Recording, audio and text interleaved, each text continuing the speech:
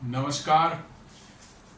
Plan takes पर आपका स्वागत है और हमेशा की तरह आपसे निवेदन है प्लान टेक्स को सब्सक्राइब करें, बेल आइकन जरूर दबाएं, हमारे वीडियोस को लाइक करें और फ्रेंड्स एंड फैमिली का शेयर भी जरूर करें। दोस्तों, आज हम लोग एक फिर डिफेंस से रिलेटेड मैटर पर चर्चा करने जा रहे हैं और ये चर्चा का जो विषय है वो है भारत की परमाणु पनडुब्बी से रिलेटेड है। जी हाँ, भारत की परमाणु पनडुब्बी प्रोग्राम बहुत दिनों से 30-35 सालों से चल रहा है और बहुत ही स्ट्रेटजिक प्रोजेक्ट है भारत की सुरक्षा के लिए।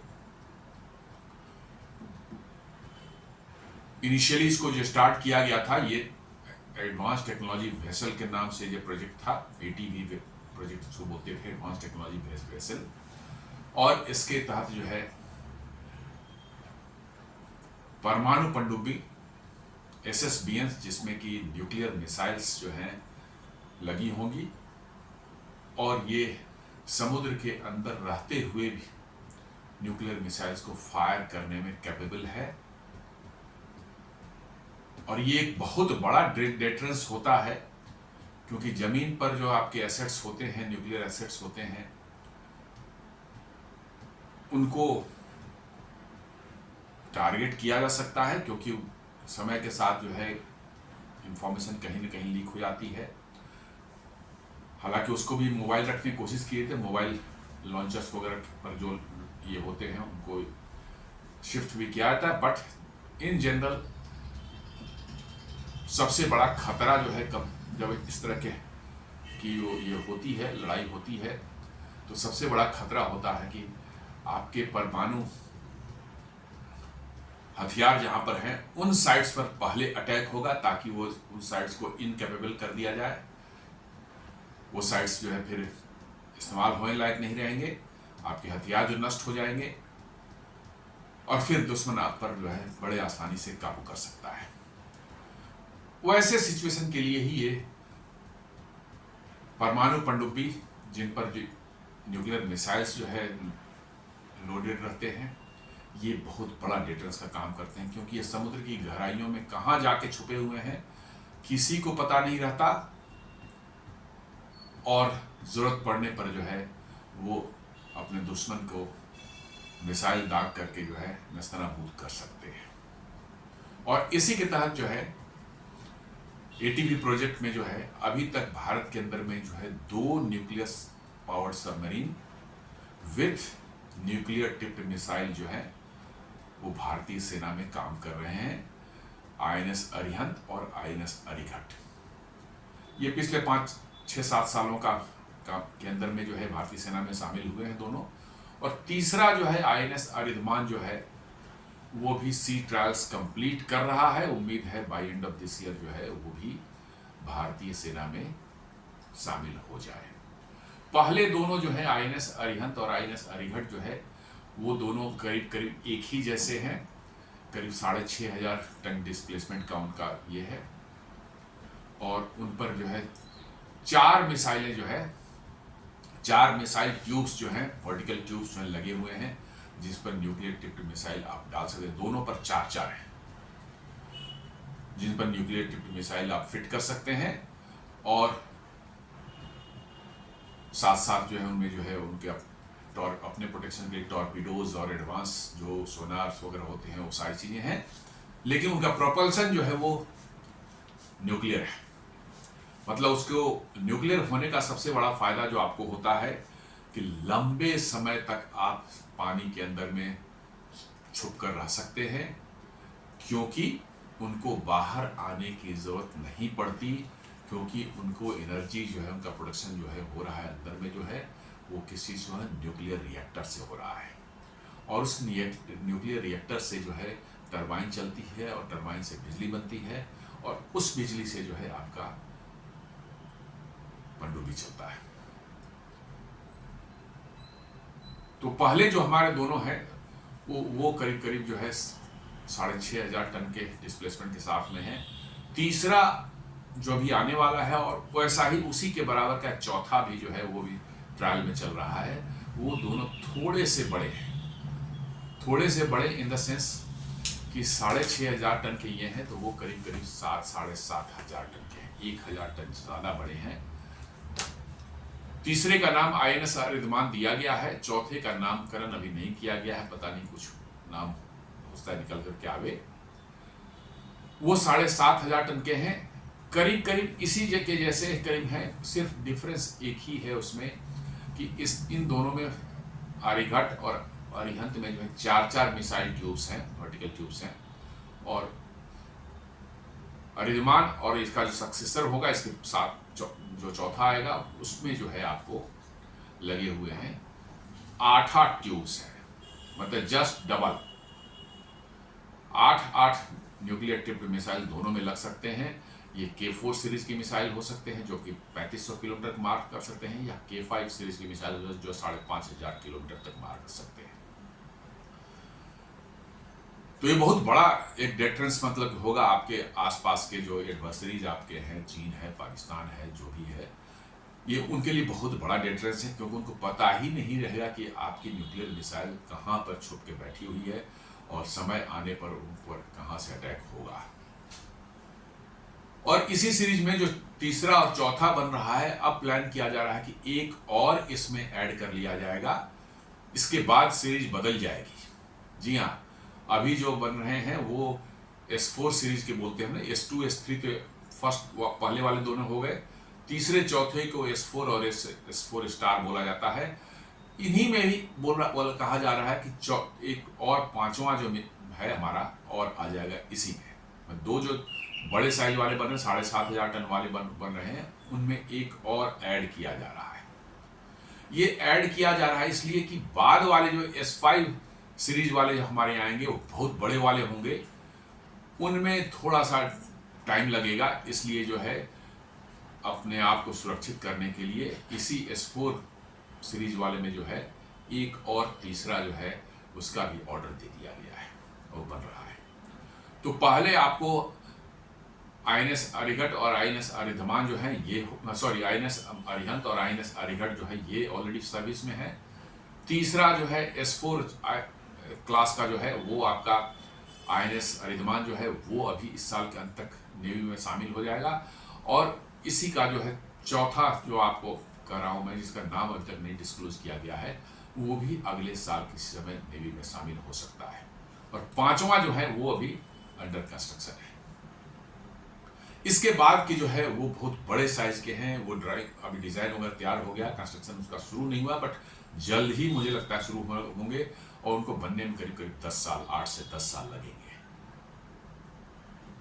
और वो जो होंगे वो करीब करीब 13 से 14,000 टन डिस्प्लेसमेंट के होंगे, बहुत ही एडवांस्ड मतलब कि जो है टेक्नोलॉजीज में होगी, और उनके अंदर भी जो न्यूक्लियर मिसाइल के जो ट्यूब्स होंगे वो होंगे इसके जस्ट डबल, 8 के बदले में होंगे 16 होंगे, 16 न्यूक्लियर टिप मिसाइल एक साथ उसमें लगे होंगे, और वो समुद्र के अंदर में बैठ करके महीनों तक इंतजार कहीं कर सकती है, और सिचुएशन ऐसा आने पर जो है दुश्मन पर वो आक्रमण कर सकती है।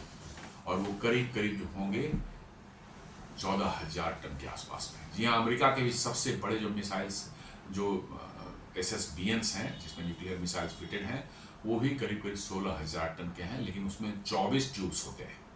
भारत जो बन रहा है, जो बनाने का प्लान है इनका, जो S5 सीरीज में जो है, उसके अंदर में अबाउट 6 सबमरीन्स बनाने का प्लान है, 6। तो आप समझ सकते हैं कितनी बड़ी परियोजना है वो। और इसके साथ साथ जो है आपको एक और कैटेगरी की मिसाइल न्यूक्लियर सबमरीन होती है, वो न्यूक्लियर अटैक न्यूक्लियर सबमरीन होती है।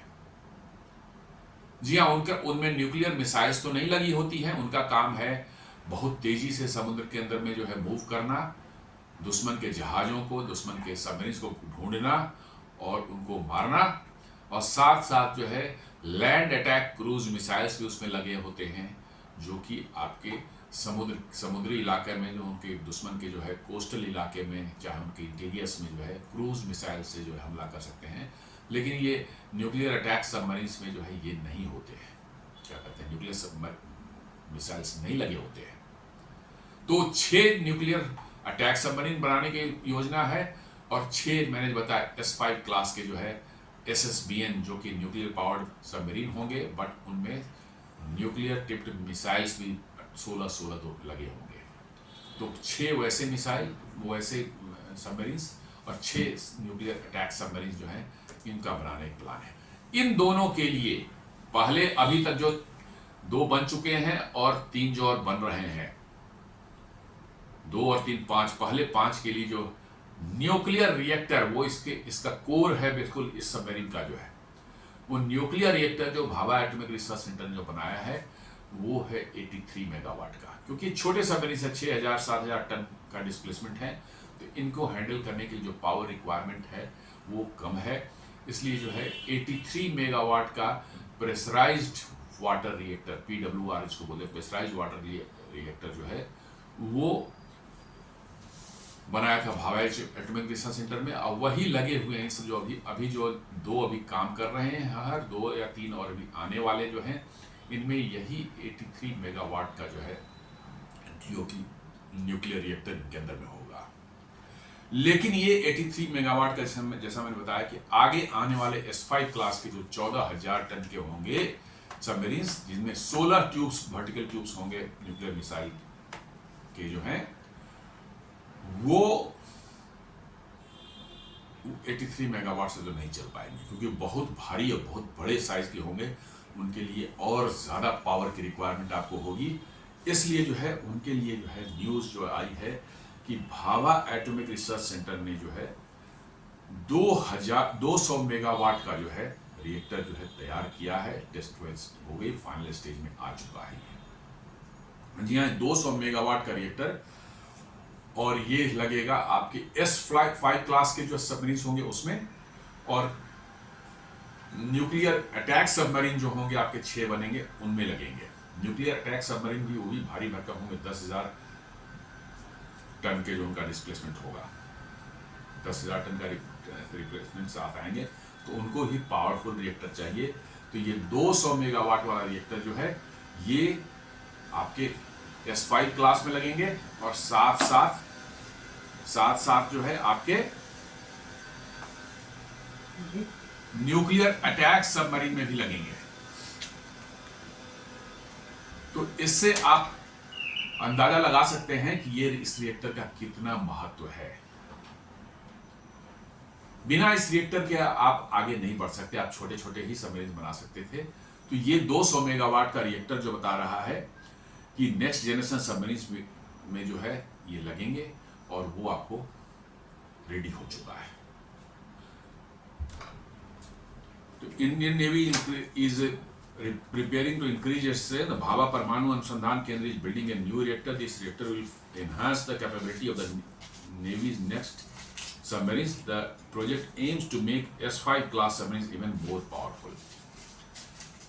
तो आप अंदाजा लगा सकते हैं कि 83 मेगावाट से जस्ट आप जंप करके डबल मतलब चले गए हैं कहाँ, 200 मेगावाट, मोर देन कर सकते हैं कि मतलब कि जो है 2.5 टाइम्स, 2.3 टाइम्स जो है आपने कैपेसिटी अपनी बढ़ा ली।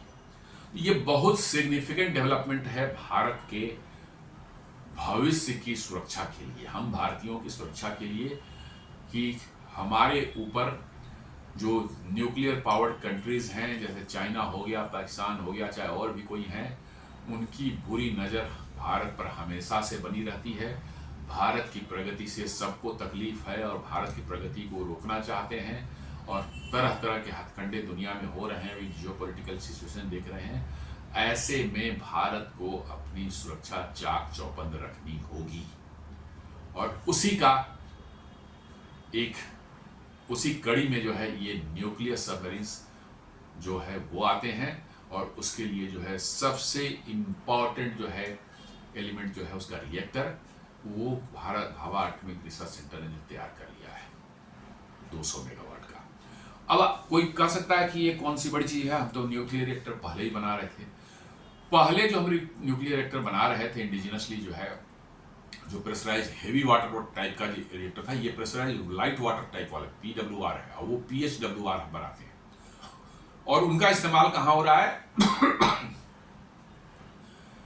जमीन पर जो हमारे पावर से इलेक्ट्रिसिटी बना करके सप्लाई करने के लिए, इलेक्ट्रिक सप्लाई करने के लिए जो लगाए गए हैं, सबसे पहले रिएक्टर जो है भाभा एटॉमिक रिसर्च सेंटर ने जो बनाया था 235 मेगावाट का जो है, और कई जगह वो काम कर रहा है। अब तो खैर वो बाद में 235 से बढ़ के 500 मेगावाट हो गए, और अभी जो है कई जगह जो है 700 मेगावाट के इंडिजिनस रिएक्टर्स जो लगाए जा रहे हैं। 2 ऐसे रिएक्टर अभी चालू हुए हैं, गुजरात के काकरपारा परमाणु ऊर्जा केंद्र में लगे हैं, और वैसे करीब 10 या 12 के लगभग में रिएक्टर्स और जगहों पर कैगा है, नरोरा है यूपी में, गोरखपुर है हरियाणा में, आपको कलपक्कम है चेन्नई के पास में, इन सब जगहों पर 700 मेगावाट के रिएक्टर लग रहे हैं। लेकिन उन रिएक्टर और इस रिएक्टर में जो है फर्क है।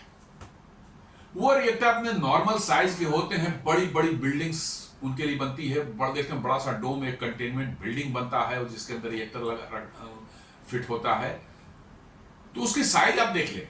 और यहाँ क्या है, आपको एक ऐसा न्यूक्लियर पावर बन जो पावर भी बहुत ज्यादा दे, वैसा रिएक्टर, और साथ साथ एक कन्फाइंड स्पेस जो है, सबमरीन का स्पेस जो आप समझ रहे हैं, एक जस्ट ट्यूब है, और उस ट्यूब के अंदर में फिट करना है आपको पूरा रिएक्टर। आप समझ सकते हैं कितना मिनिएचराइज्ड वर्जन ये होगा किसी न्यूक्लियर रिएक्टर का, कितनी मिनिएचराइजेशन करनी पड़ती है, और साथ साथ जो है आपको पावर भी 200 मेगावाट का जनरेट करने वाला है।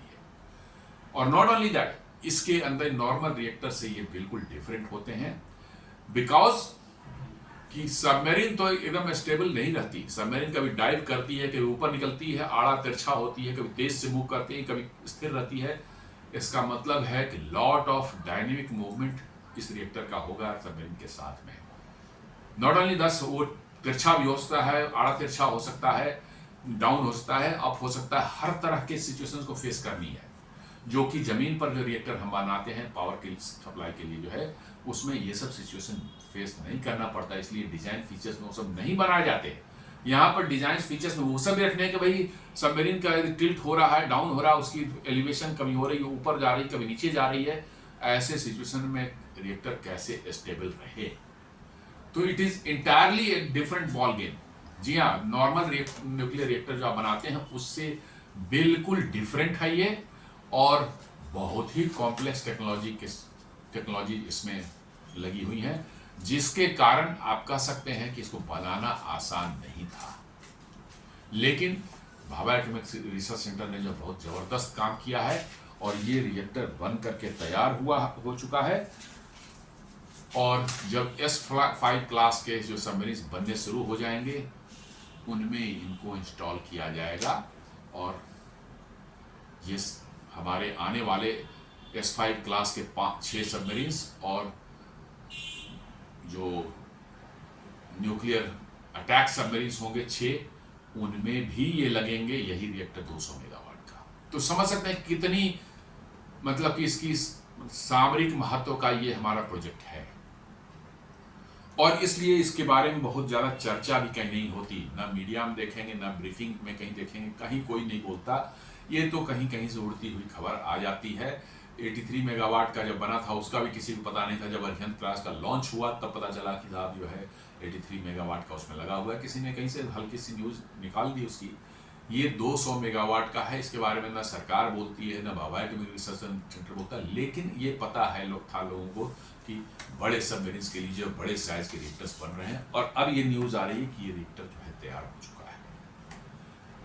S5 सबमरीन्स के कंस्ट्रक्शन 1-2 साल के अंदर में स्टार्ट होने वाले हैं, और जब स्टार्ट होंगे तो स्टार्ट से ही उसमें लगाया जाता है। ऐसा नहीं है कि बन जाता है तब उसमें जाकर फिट करते हैं, नो, उसका तो आपका स्कोप ही खत्म हो, तो पूरी तरह से हल जो उसका है सारी वेल्डिंग करके बंद खत्म हो जाती है। तो जब स्टार्टिंग हुआ तब से ही रिएक्टर आप फिट करते हैं, उसी के अराउंड आप बनाते हैं। तो ये बहुत ही कॉम्प्लेक्स टेक्नोलॉजी है, आसान नहीं है, और इसको आप कह सकते हैं कि भारत की वन ऑफ द फाइनेस्ट मतलब टेक्नोलॉजिकल अचीवमेंट में ये आता है। सबमरीन्स हम कन्वेंशनली जो हम जानते हैं कि एक तो कन्वेंशनल सबमरीन्स जो डीजल पावर्ड होती हैं, उनके साथ जो सबसे बड़ी समस्या जो आती है वो है कि हालांकि डीजल कन्वेंशनल सबमरीन, जो डीजल इलेक्ट्रिक वाली सबमरीन होती हैं, वो सबसे ज्यादा साइलेंट होती है। जी हाँ, सबसे ज्यादा साइलेंट होती है, क्योंकि पानी में जब वो अंदर सबमर्ज रहती है उस समय उनके अंदर में किसी तरह का डीजल जनरेटर या कोई मूविंग ऐसा चीज नहीं चलता। वो पूरी की पूरी तरह से बैटरीज पे चलती है। जी हाँ, बड़ी बड़ी बैटरीज रहती हैं, वो चार्ज रहती हैं और उसी से उनका प्रोपल्सन भी चलता है और अंदर इलेक्ट्रिक सप्लाई भी जो है आपके सबमरीन के अंदर में सारा कुछ उस बैटरी से ही होता है। लेकिन यही समस्या आ जाती है और इसलिए सबसे साइलेंट जो है कोई सबमरीन माना जाता है उसको डीजल इलेक्ट्रिक सबमरीन को माना जाता है। लेकिन इनके साथ एक समस्या है कि वो हर 2-3 दिन के बाद जो है या 1 सप्ताह के बाद जो है आपको पानी से बाहर आना पड़ेगा, क्योंकि आपकी बैटरी डिस्चार्ज होने लगती हैं। उनको फिर से चार्ज करने के लिए डीजल जनरेटर्स जो उसमें लगे हैं उनको चलाना है। उसके लिए आपको ऑक्सीजन चाहिए, हवा चाहिए, वो आपको पानी के अंदर नहीं है, तो इनको बाहर आना पड़ता है। चाहे या तो पूरी तरह से बाहर आते हैं, चाहे स्नॉर्केलिंग करते हैं, पाइप बाहर निकलती है जिससे फ्रेश एयर उनको इंजन को मिलेगा और वो फिर चार्ज करके जो है फिर दोबारा जो है बैटरी चार्ज होने के बाद दोबारा फिर अंदर समुद्र के अंदर चली जाती है। इसमें ये रिस्क रहता है कि आप डिटेक्ट हो जाएं और आपको डिस्ट्रॉय किया जा सके, क्योंकि दुश्मन हर तरफ से, ऊपर से, आकाश में है, समुद्र में है, हर तरफ से देख रहा है। थोड़ी सी भी झलक आपकी मिली तो आपको अटैक करेगा, बच नहीं पाएंगे। लेकिन न्यूक्लियर सबमरीन्स के साथ में जो है ऐसा नहीं होता, क्योंकि इनकी पावर की इनकी रिक्वायरमेंट बिल्कुल डिफरेंट सोर्स से आती है, जहां ऑक्सीजन की जरूरत ही नहीं है और आप आराम से हफ्तों तक, महीनों तक, 2 महीने 3 महीने तक भी पानी के अंदर रह सकते हैं, डिपेंडिंग ऑन कि कितना फूड सप्लाई आपके उसमें सबमरीन में अवेलेबल है। फूड सप्लाई जितना अवेलेबल होगा उतने लंबे समय तक आप सबमरीन में जो है को पानी के अंदर रख सकते हैं। और ये S5 क्लास इसीलिए बनाया जा रहा है, बड़ा साइज का, जिसमें ज्यादा स्टोरेज, ज्यादा फूड सप्लाईज और ज्यादा वाटर सप्लाई जो है वो सब रख के अंदर जा सकता है, ताकि ये कई महीनों तक पानी के अंदर में बिना निकले अंदर रह सके। तो उसके लिए सबमरीन की साइज बड़ी होनी चाहिए और इसलिए जो है उसको बड़ा किया गया, साथ साथ उसमें ज्यादा मिसाइल्स भी लगे हुए हैं। तो ये डीजल इलेक्ट्रिक सबमरीन का जो है मैंने बताया कि ये है। अब थोड़ा इसमें इंप्रूवमेंट किया गया है, एक एयर इंडिपेंडेंट प्रोपल्सन सिस्टम भी आ चुका है, जिसमें 2 हफ्ते तक शायद आपको निकलने की जरूरत न पड़े। वो नए न्यू जनरेशन के कन्वेंशनल सबमरीन्स जो हैं एयर इंडिपेंडेंट प्रोपल्सन साथ जो आते हैं। अभी भारत जो है 6 सबमरीन जो है जर्मनी के थाइसन मैरीन सिस्टम्स के से जो खरीदने वाला है, 70,000 करोड़ में जो बनेगा भारत के मझगांव डॉक्स में जो है, उसमें वही सिस्टम लगा हुआ है, जिसमें कि एयर इंडिपेंडेंट प्रोपल्सन सिस्टम है कि जी बैटरी डिस्चार्ज हो जाए, उसके बाद जो आपका AIP चालू हो जाएगा और then you can keep your submarine submerge for about 2 weeks और परहैप्स 3 वीक्स ऑल्सो। तो इनके जो मिशन उससे ज्यादा लंबे होते नहीं है। तो एक बार बैटरी चार्ज करके आप निकले, डीजल जनरेटर भी साथ में रहेगा उसमें, बट बैटरी एक बार डिस्चार्ज हुआ है तो आप no need of to start diesel generator, और आप जो है AIP सिस्टम से जो है आपका पावर जनरेट होगा और आपका जो है सबमरीन चलता रहेगा। तो करीब 2 से 3 हफ्ते तक आप अंदर पानी के रह सकते हैं। और तो कन्वेंशनल सबमरीन चूंकि छोटे साइज के होते हैं तो इनका मिशन भी जो है बहुत लंबा नहीं होता, 2 हफ्ते 3 हफ्ते से ज़्यादा लंबा नहीं होता, तो इसलिए उनके लिए सफिशिएंट है। बट बहुत लंबे मिशन के लिए जो है, जैसे SSBNs हमारे यहाँ जहाँ महीनों तक उनको पानी के अंदर में छुप कर कहीं रहना पड़ सकता है, वहाँ साइज बड़े होने चाहिए, इसके लिए पावर भी ज़्यादा चाहिए, इसलिए 200 मेगावाट का ये जनरेटर, ये न्यूक्लियर रिएक्टर वहाँ पर आपको काम आएगा। तो डीजल पावर्ड इसलिए हम मतलब कि अब धीरे धीरे हम कह रहे हैं कि भाई ठीक है इस्तेमाल में आएंगे, लेकिन अब हम ज़्यादा न्यूक्लियर पावर्ड की तरफ जा रहे हैं, इसलिए कि हमारा हाई मतलब कि जो है एंड्योरेंस जो है मिशन पर जब जाए तो लंबे समय तक वो मिशन पर जो है रह सकें, इसके लिए न्यूक्लियर पावर्ड होना जरूरी है। और इसी सिलसिले में जो है ये इसकी इंपॉर्टेंस, जो 200 मेगावाट का रिएक्टर है, इसी सिलसिले में इसका इंपॉर्टेंस है। और जैसा मैंने बताया कि S5 क्लास और जो हमारे न्यूक्लियर अटैक सबमरीन दोनों 6 की संख्या में बनने वाले हैं, उन्हीं में ये फिट होने वाले हैं। तो अब आपको एक और इससे एक झलक मिलती है कि आगे क्या होने वाला है। अभी जस्ट कुछ दिन पहले जो है एक इंडियन नेवी का 15 साल का जो है एक विजन, मतलब कि जो है डॉक्यूमेंट सरकार ने रिलीज किया है, नेवी ने सरकार को दिया है कि 15 साल में क्या चाहते हैं, कितने शिप्स उनके जो है नेवी में होने चाहिए उस समय, और क्या क्या इक्विपमेंट्स उनके साथ होना चाहिए, कितना फायर पावर किस तरह का होना चाहिए। उसमें जो है एक जो निकल करके है बड़ा ही आश्चर्यजनक ढंग से जो पहली बार आया है कि एक बहुत बड़े साइज का जो है न्यूक्लियर पावर्ड एयरक्राफ्ट कैरियर जो है INS विशाल जिसका नाम होगा, ये भारतीय नौसेना के पास होना चाहिए।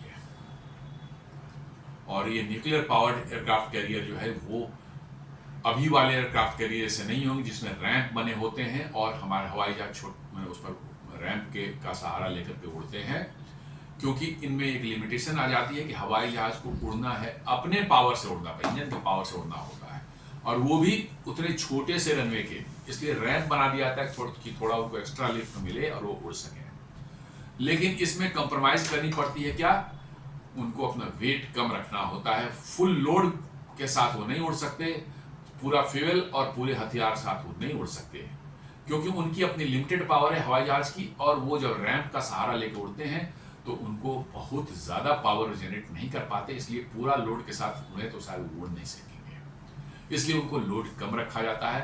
तो एक लिमिटेशन हो कि फ्यूल पूरा नहीं उसमें है, और साथ साथ जो जितने मिसाइल और बॉम्ब्स उसमें होने चाहिए वो भी उसमें नहीं लग सकते। लेकिन जो कैटापुल्ट कैटोवार टाइप के जो है एयरक्राफ्ट कैरियर होते हैं, जिसमें कि catapult assistant launch and arrested recovery जिसको बोलते हैं, कैटोवार जिसको बोलते हैं, उसमें हवाई जहाज के अगले चक्के में नोज व्हील में जो है एक कैटापुल्ट लगा दिया था, वो खींच करके उसको इतना स्पीड, वही 100 मीटर के अंदर में उसको एयरक्राफ्ट देते हैं। एक तो एयरक्राफ्ट का अपना पावर मिल रहा है इंजन का, और साथ साथ कैटापुल्ट एडिशनल पावर उसको दे रहा है, तो बड़ी आसानी से जो है आपका बड़े साइज का हेवी एयरक्राफ्ट जो है आपका जो है फुल लोड, मतलब वेपन के साथ में और पूरा फ्यूल के साथ में भी लॉन्च हो जाता है, बहुत से छोड़ हार्डली 100 मीटर का जो है रनवे पर जो है। तो ये आसान नहीं, बहुत कॉम्प्लेक्स टेक्नोलॉजी है। Catapult assisted and barrier arrested recovery CATOBAR type के जो एयरक्राफ्ट कैरियर वो बड़े साइज के होते हैं, बहुत ज्यादा पावर रिक्वायरमेंट होती है उनमें। जैसे अमेरिका के निमिट्स क्लास के कैरियर जो है आप देख लें, वो बड़े साइज के होते हैं, करीब करीब 1 लाख टन का उनका डिस्प्लेसमेंट है, और उसमें मतलब कि 2 न्यूक्लियर रिएक्टर बड़े बड़े साइज के लगे हुए हैं, 400 मेगावाट के परहैप्स जो है न्यूक्लियर रिएक्टर लगे हुए हैं, और उससे पूरा एयरक्राफ्ट पावर होता है। तो आपको एक झलक मिल रही हो कि ये जो 15 साल का विजन डॉक्यूमेंट जो भारतीय नेवी ने दिया है गवर्नमेंट को, उसमें उन्होंने मेंशन किया है कि we want a CATOBAR type of nuclear powered aircraft carrier, जिसमें एक साथ 50 से 60 एयरक्राफ्ट जो है उस पर प्रेजेंट हो, और करीब करीब 65 to 80,000 टन्स का जो है डिस्प्लेसमेंट उसका हो। तो निश्चित रूप से उस वैसे इसके लिए जो है आपको पावर भी जबरदस्त चाहिए होगा, 2 या 3 जो है आपके न्यूक्लियर रिएक्टर उसमें लगेंगे, और ये 200 मेगावाट वाला जो है इसी को थोड़ा और इन्हांस करके 300 या 400 मेगावाट तक आपको ले जाना पड़ेगा, और 2 रिएक्टर जो है मिलकर के जो है एयरक्राफ्ट कैरियर को पावर दे सकते हैं। तो ये सिर्फ सबमरीन से रिलेटेड नहीं है, आपने जब सब मास्टरी हासिल कर ली तो फिर वो आप उसके और भी एप्लीकेशन आ सकते हैं, क्योंकि एयरक्राफ्ट कैरियर में भी मोर और लेस वही सिचुएशन है जो सबमरीन के अंदर में है। स्पेस बहुत लिमिटेड है, एयर शिप्स जो है अप डाउन रोलिंग और पिचिंग उसमें करते रहता है। जी हाँ, वो ऐसे भी होगा, आगे पीछे भी वो रोल करता है, पिच करता है, वहाँ पर भी आपको इसी तरह के न्यूक्लियर रिएक्टर्स चाहिए जो कि उस तरह के एनवायरनमेंट में जो है स्टेबल रहे, काम करें, बिना कोई रुके हुए काम करते रहे। और 200 मेगावाट का आपने बना लिया है तो आप मान चलिए थोड़ा स्केल अप एडजस्ट करना है, आप 400 मेगावाट का भी बनाने में आपको बहुत ज़्यादा वक्त नहीं लगेगा। जी हाँ, पहला वाला 83 मेगावाट बनाने में बहुत ज़्यादा लंबा समय लगा था, बहुत लंबा समय लगा था, लगता है 10-15 साल लगे थे, क्योंकि मिनिचराइजेशन और साथ साथ उसका स्टेबिलिटी उसकी को इंश्योर करना, ये बहुत बड़ा चैलेंज था।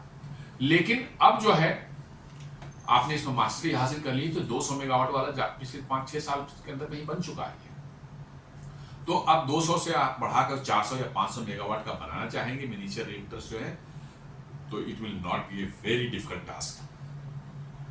तो ये आपके आने वाले भविष्य के लिए बहुत ही इंपॉर्टेंट है।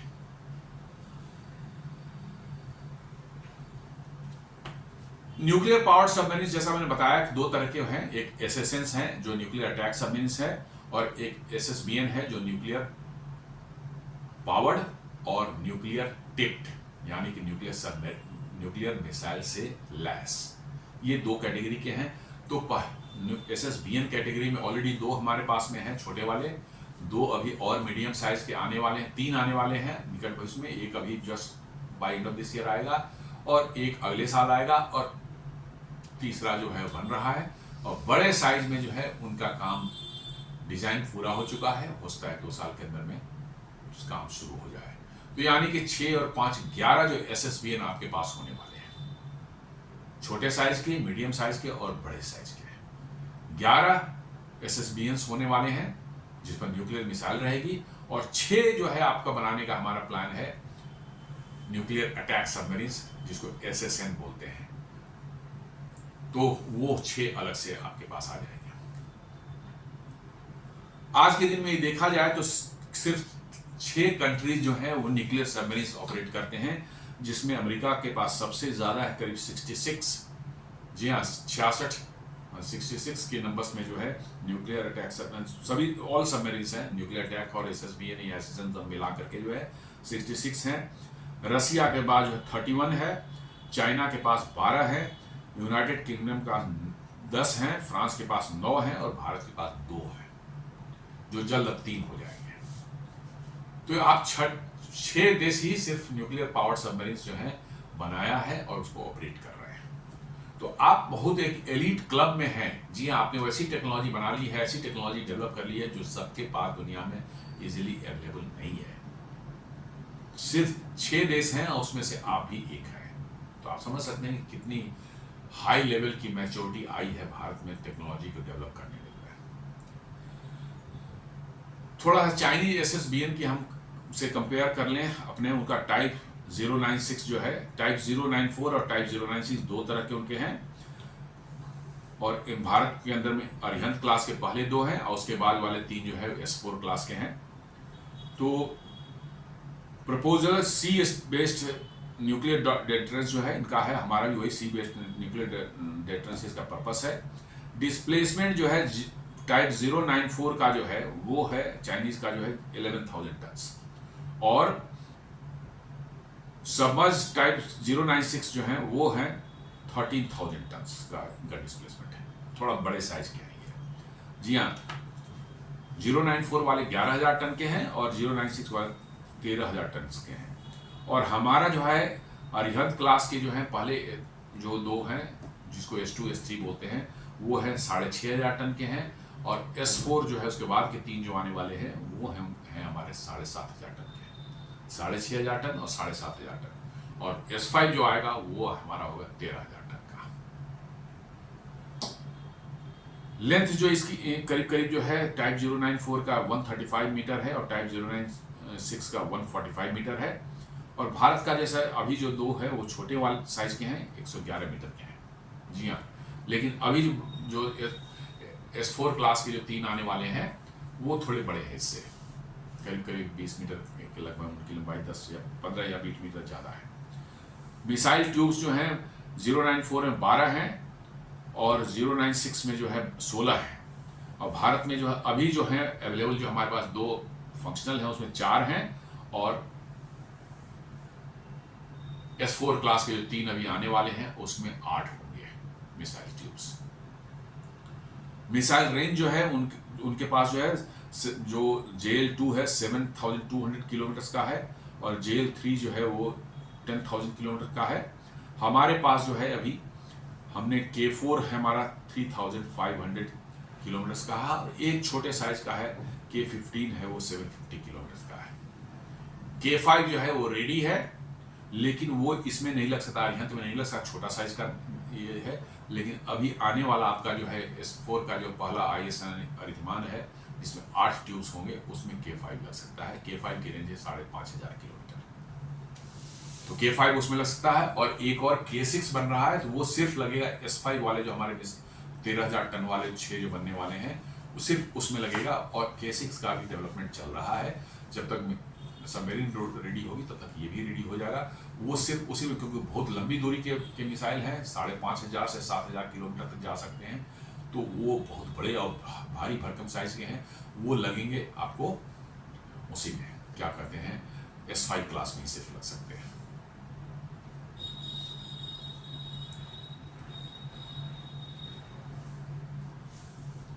अब ये Indian navy next generation nuclear submarine जो S5 क्लास के सबमरीन है, उसके बारे में थोड़ा जान लेते हैं। India is upgrading the under water strike capability with S5 class nuclear submarine powered by a new 200 megawatt reactor developed at Bark. These submarines are a major evolution over the current Arihant class fleet, designed to enhance stealth, endurance and offensive capabilities. जी हाँ, आप लंबे समय तक रहेंगे तो आपकी endurance भी ज़बरदस्त रहेगी, स्टिल्थ कैपेबिलिटी भी ज़बरदस्त रहेगी, और ऑफेंसिव कैपेबिलिटी भी आपकी ज़बरदस्त, क्योंकि 16 न्यूक्लियर टिप्ड मिसाइल ये कैरी करेगा। तो समझ सकते हैं कि कितनी डिस्ट्रक्टिव पावर ये कैरी करता है अपने साथ। तो ये बहुत बड़ा एक मार्क चेंज भारत के जो है पावर प्रोजेक्शन में दुनिया में आने वाला है। जी हाँ, 16 मिसाइल आप एट ए टाइम कैरी कर रहे हैं, और वो भी सभी के सभी न्यूक्लियर पावर्ड, मतलब न्यूक्लियर टिप्ड मिसाइल हैं। और आपका सबमरीन भी न्यूक्लियर पावर्ड है, जो महीनों तक पानी की गहराइयों में, जो समुद्री गहराइयों में रह सकता है। तो कितना बड़ा इसका डिफरेंस है, और कितनी बड़ी डिस्ट्रक्टिव पावर इसके साथ में अटैच्ड है। की फीचर्स ऑफ द सबमरीन जो है, पावरफुल रिएक्टर 200 मेगावाट का रिएक्टर होगा, जो कि करीब अरिहंत के डबल से भी ज्यादा है। 83 मेगावाट अरिहंत क्लास का है, उससे भी ज्यादा है, ये डबल से भी ज्यादा है। Enhance submarine duration can operate under water for longer duration without surfacing. ऐसा कहा जाता है कि ये करीब करीब लगातार 3 महीने तक समुद्र के नीचे रह सकती है, कंटिन्यूअसली 3 महीने तक रह सकती है without coming out of the water. क्योंकि बड़ा साइज का है, तो इसमें ज़्यादा मतलब कि फूड एंड वाटर वगैरह स्टोरेज हो सकता, किया जा सकता है, और पावर की इसमें कमी है नहीं। ऑक्सीजन तो ऑन बोर्ड जनरेट होता है इलेक्ट्रोलिसिस प्रोसेस से जो है, इसलिए that is not an issue at all. तो ये बहुत लंबे समय तक आपको जो है समुद्र में जो है पेट्रोलिंग कर सकता है, एक जगह छुप करके बैठ, स्ट्रेटेजिक लोकेशन में बैठ के इंतजार कर सकता है, और समय आने पर, सिग्नल मिलने पर जो है ये दुश्मन पर अटैक कर सकता है। Advance stealth quieter propulsion system and noise reduction technology. जी हाँ, बड़े एडवांस्ड इसमें जो है नॉइज रिडक्शन टेक्नोलॉजी और प्रोपल्सन सिस्टम को बहुत ही साइलेंट बनाया जा रहा है। मोस्ट प्रोबेबली जो जहाँ तक मेरी जानकारी है कि इसमें पंपजेट प्रोपल्सन सिस्टम होगा, ये जो फ्रांस से एक्वायर करने का प्लान चल रहा है। अभी तक हमारे सबमरीन में प्रोपेलर्स होते हैं जो कि घूमते हैं और आपको जो है सबमरीन को पुश देते हैं आगे की तरफ, लेकिन पंप जेट प्रोपल्सन बिल्कुल डिफरेंट है। ये पानी खींचता है और फिर उसको हाई प्रेशर से पीछे से, मतलब जेट के जैसा जो है पीछे से रिलीज करता है। इससे जो थ्रस्ट मिलती है सबमरीन को आगे जाने की, इससे क्या होता है कि समुद्र के अंदर नॉइज ज़्यादा क्रिएट नहीं होता, और साथ साथ जो प्रोपेलर जो आपका घूमता है, प्रोपेलर वाले सिस्टम में जो है उसमें कैविटेशन एक प्रक्रिया है वो शुरू हो जाती है। बहुत तेजी से जब घूमता है तो पानी को जब काटता है तो वहां पर एयर बबल्स बने, वाटर जो स्टीम में कन्वर्ट होने लगता है। जी हाँ, लो प्रेशर की वजह से ब्लेड्स के एजेज पर जो है बहुत तेजी से घूमता है, तो लो प्रेशर जोन क्रिएट होता है और आपका वाटर जो है बॉयल कर जाता है वहां पर, और वो बबल्स जो है बाहर निकलने शुरू हो जाते हैं समुद्र के ऊपर सतह पर। उनको डिटेक्ट करके जो है आपका पता लगाया जा सकता है। पंप जेट प्रोपल्सन सिस्टम में वो प्रॉब्लम नहीं है, क्योंकि वैसा कोई है नहीं। आपने पानी सक किया एक तरफ से जो है और उसको हाई प्रेशर से पीछे से जो है रिलीज किया जो है समुद्र के अंदर में, जिससे थ्रस्ट आपको मिलता है आगे। ये न्यू जनरेशन प्रोपल्सन सिस्टम है और ये फ्रांस ने इस पर मास्टरी हासिल की है, और भारत जो है फ्रांस से ही वो पंप जेट प्रोपल्सन सिस्टम प्राप्त करने की कोशिश कर रहा है, जिसको S5 क्लास और हमारे जो है SSN क्लास के जो अटैक सबमरीन जो 6 दोनों बनने वाले हैं, इनमें लगाने का प्लान है हमारा। Enhance payload capable of carrying heavier ballistic missiles and advance torpedo. जी हाँ, जैसे मैं बताया कि बड़े साइज के इसमें जो है बैलिस्टिक मिसाइल्स लगेंगे, जैसे कि K6 क्लास का मिसाइल सिर्फ इसी में लग सकता है और कहीं नहीं किसी में नहीं लग सकता, जो कि 5,500 से 7,000 या 8,000 किलोमीटर तक मार कर सकते हैं, तो वो इसी में लगने वाला है। तो इसका आपकी जो है स्ट्राइक रेंज भी बढ़ने वाली है और साथ साथ पेलोड ज्यादा रखने का ये है कि आप ज्यादा नंबर ऑफ क्रू भी उसके अंदर में रहेंगे उसको ऑपरेट करने के लिए, और बहुत ही पावरफुल एडवांस टॉर्पीडो से भी लैस होगा इसको अपनी सुरक्षा के लिए। नॉर्मली बैलिस्टिक SSBN जो होते हैं, न्यूक्लियर मिसाइल कैरी करने वाले जो सबमरीन्स होते हैं, वो अटैक मोड में कभी इनको इस्तेमाल नहीं किया जाता है, क्योंकि बहुत एजाइल नहीं है वो, उनका वेट इतना ज़्यादा है, इतना भारी है कि वो ऐसा नहीं है दुश्मन की पनडुब्बी पर हमला करने के लिए या दुश्मन के शिप पर हमला करने के इस्तेमाल किया, नहीं, ऐसा नहीं है। वो काम SSN करते हैं, न्यूक्लियर अटैक सबमरीन्स। इनका काम है पानी में छुप कर बैठे रहना और जरूरत आने पर जो है आक्रमण करना। Higher operational range can patrol farther into the Indian Ocean. हमारा जैसा मैंने बोला 3 महीने तक ये रह सकते हैं और ये हजारों किलोमीटर 10,000 किलोमीटर तक भी घूम करके आ सकते हैं, कोई समस्या नहीं है। चूंकि इनका फ्यूल की कोई कमी नहीं है, फ्यूल चल रहा है, एक बार फिलअप कर दिया तो अगले 10-15 सालों तक जो है आपका जो है आपका चलता रहे, उससे जो है 15 साल 20 साल के बाद जाकर के आपका जब फ्यूल खत्म हो जाएगा न्यूक्लियर फ्यूल तो उसको रिप्लेस करना पड़ता है, तो तब आएगा डॉक में लाएंगे 2-4-6 महीने वहां पर होगा, उसको रिप्लेस किया जाएगा। तो इनका रेंज बहुत जबरदस्त है और improve survivability, better design to withstand harsh condition and evade enemy detection. बनाया जा रहा है इस तरह की एक समुद्र की गहराइयों में करीब 400 मीटर नीचे तक ये रहेंगे और बहुत ही साइलेंटली ऑपरेट करेंगे, ताकि इनका एकॉस्टिक सिग्नेचर भी जो है पानी के अंदर बहुत मिनिमल रहे, ताकि इनको डिटेक्ट करना आसान नहीं हो। जी हाँ, आजकल के दिन में सोनार्स सभी बहुत एडवांस सोनार्स जो है आ गए हैं मार्केट में, जो है टेक्नोलॉजी को डेवलप हो गई है, जिसके कारण समुद्र के अंदर में भी छिपी चीज़ों को डिटेक्ट कर लिया जाता है। तो कोशिश ये की जा रही है कि इनको इतने एडवांस मतलब स्टिल्स टेक्नोलॉजी से डेवलप की जाए कि आपको इनको डिटेक्ट करना बहुत ही मुश्किल है, इम्पॉसिबल तो नहीं बट बहुत ही मुश्किल होगा किसी भी मतलब कि जो है दूसरे सबमरीन या मतलब कि जो है अदर जो एयरक्राफ्ट एयर बेस्ड मतलब कि जो है सबमरीन डिटेक्शन के जो है एसेट्स होते हैं उससे लिए। तो इसके कारण सर्वाइवेबिलिटी भी इनकी बेहतर रहेगी और कंपेयर टू अदर सबमरीन्स जो है। स्ट्रेटेजिक सिग्निफिकेंस इसका क्या है, स्ट्रेंथेंस या इंडियाज न्यूक्लियर ट्रायड। जी ट्रायड उसको बोलते हैं जिस देश के पास में हवा से, जमीन से और समुद्र से मार करने की कैपेबिलिटी है, न्यूक्लियर अटैक करने की कैपेबिलिटी है, इसको बोलते हैं न्यूक्लियर ट्रायड। जमीन से भी हम मार कर सकते हैं, हम हवा से भी जो है जाके न्यूक्लियर बॉम्ब कहीं गिरा सकते हैं, और हम समुद्र के नीचे से भी जो है हम न्यूक्लियर मिसाइल लॉन्च करके जो है न्यूक्लियर अटैक कर सकते हैं। तो ये ट्रायड जो है आपको जो है ये आपको भारत को जो है हासिल हो चुका है। Enhance second strike capability, second strike capability उसको बोलते हैं जहां पर जो है कि आपके ऊपर ही पहला अटैक हो जाए, न्यूक्लियर अटैक हो जाए। निश्चित रूप से न्यूक्लियर अटैक जिसके पास पहला जिस देश पर हो गया तो बहुत बड़ी बर्बादी और क्षति होती है और उसके बहुत ज्यादा कैपेबिलिटी जो है डिस्ट्रॉय हो जाती है।